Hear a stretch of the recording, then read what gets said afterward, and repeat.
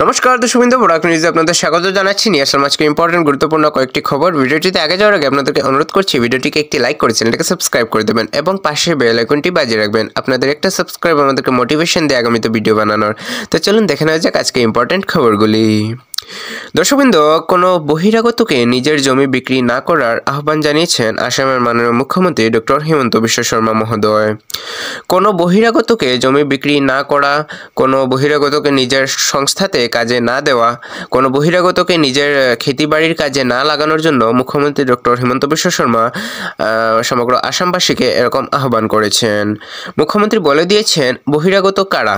যে সকল মানুষ যাদের জন্মভূমি আসামে বা ভারতে নেই, যাদের ভাষা অচেনা, যাদের ভাষা চেনা যায় না, আমাদের সঙ্গে মেলে না, যাদের আচরণ এবং সংস্কৃতি যাদের আলাদা ভিন্ন, আমাদের এখানে নয়, তাদেরকে কখনো দেবেন না এরকম জমি বা অন্য কিছু।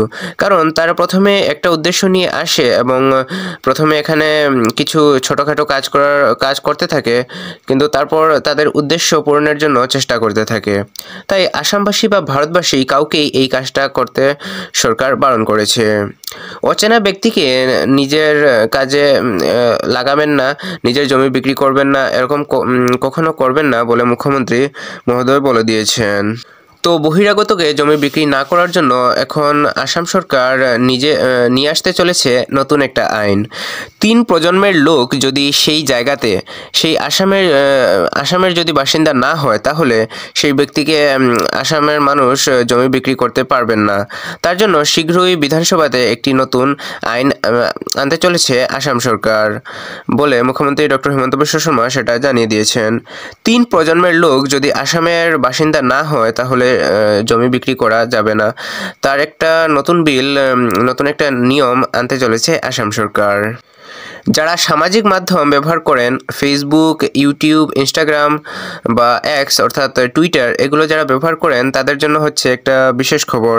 কারণ 16 বছরের নিচে সামাজিক মাধ্যমে যে সামাজিক প্ল্যাটফর্মগুলো আছে সেগুলো ব্যবহার করা নিষিদ্ধ করে দিয়েছে অস্ট্রেলিয়া সরকার। 16 বছরের নিচে সোশ্যাল মিডিয়া ব্যবহার করতে পারবেন না বাচ্চারা, ছেলেমেয়েরা। অস্ট্রেলিয়া সরকারের এই সিদ্ধান্তটার পর অনেকেই চর্চা করছেন এই বিষয়ে। আমাদের ভারতবর্ষেও চলছে এই বিষয়ে বিভিন্ন মানুষ এরকম মন্তব্য করছেন যে এটা আমাদের ভারতবর্ষেও লাগু করা দরকার। কারণ আমাদের এখানে বাচ্চারাও সোশ্যাল মিডিয়াতে অনেক বেশি এডিক্টেড হয়ে গেছে।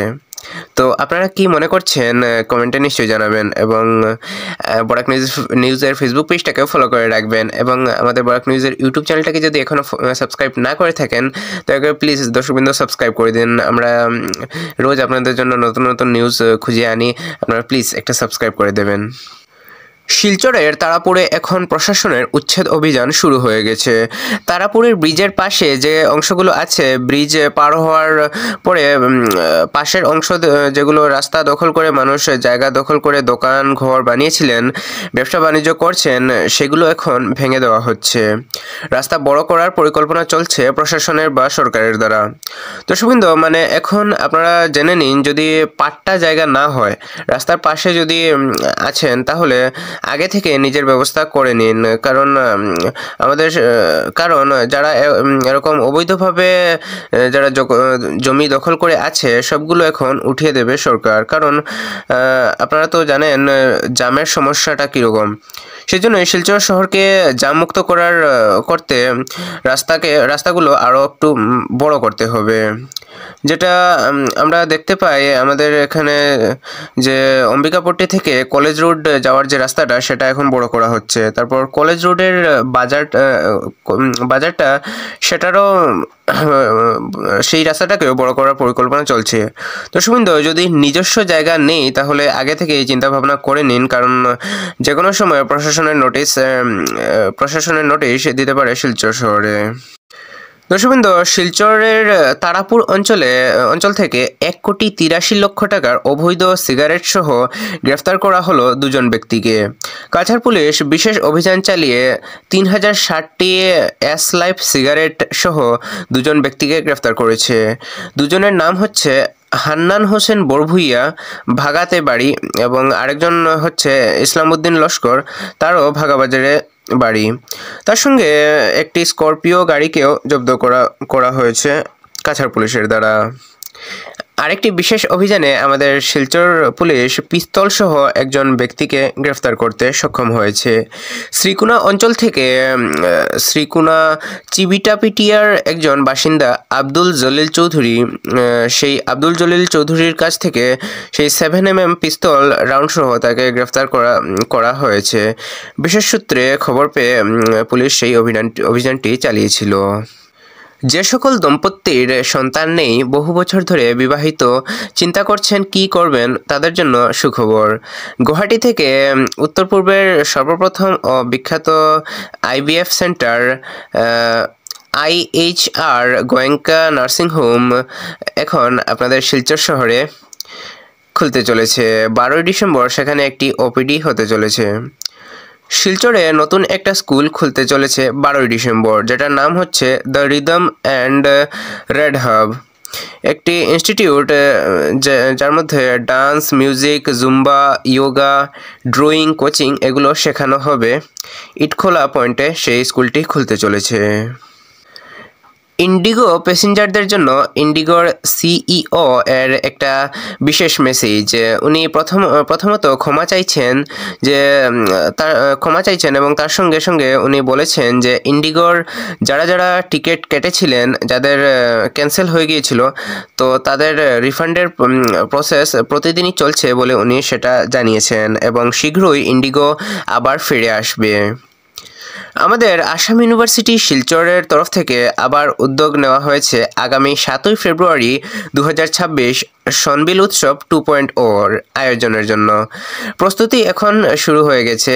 এশিয়ার দ্বিতীয় বৃহত্তম একটি ওয়েটল্যান্ড, তো সেখানে এই উৎসবটা হতে চলেছে। 7 বছরের এক কিশোরীকে ধর্ষণ, তারপর গুপ্তাঙ্গে ঢুকিয়ে দেওয়া হলো একটা রড।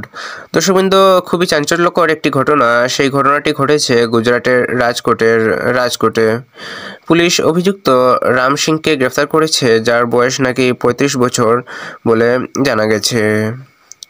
গেমন সেতুর উপর বদরপুরে যে গেমন সেতু, সেই গেমন সেতুর উপর চলছে ওভারলোড ট্রাক চলতে চলতে সেখানে গেমন সেতুতে যে জায়গাতে স্টিলের জয়েন্ট দেওয়া হয়েছিল, সেই জয়েন্টের জায়গাতে একটু ডাউন হয়ে গেছে এবং মেরামত করা চলছে বলে জানা গেছে। উধারবন্দের বাদরিপাড়ে ঝুলন্ত মৃতদেহ উদ্ধার করা হয়েছে চাঞ্চল্য এলাকাতে। বাদরিপাড় 6ষ্ঠ খণ্ডের বাসিন্দা অশোক কর্মকার 50 বছর বুধবার সকালে তার সেই মরদেহকে ঝুলন্ত অবস্থায় পাশের একটি টিলাতে পাওয়া গেছে। গুয়াহাটিতে প্রচণ্ড ভয়ানক অগ্নিকাণ্ড SBI ব্যাংকে। গুয়াহাটি SBI পয়েন্টে যে SBI বিল্ডিং যেটা আছে, সেখানে হঠাৎ করে আগুন লাগে।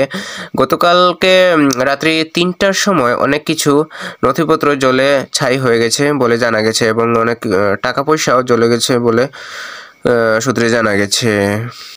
তো এগুলো ছিল আজকে ইম্পর্টেন্ট এবং গুরুত্বপূর্ণ কয়েকটি খবর। এগুলোর মধ্যে আপনার সবচাইতে বেশি গুরুত্বপূর্ণ বলে কোনটি মনে হয়েছে কমেন্টে নিশ্চয়ই জানাবেন এবং ভিডিওটিকে শেয়ার করে দেবেন আপনার কাছের মানুষজনদের কাছে। এবং দেখা হচ্ছে আগামীকাল আরেকটি ভিডিওতে। ততক্ষণের জন্য ভালো থাকুন, সুস্থ থাকুন। জয় হিন্দ।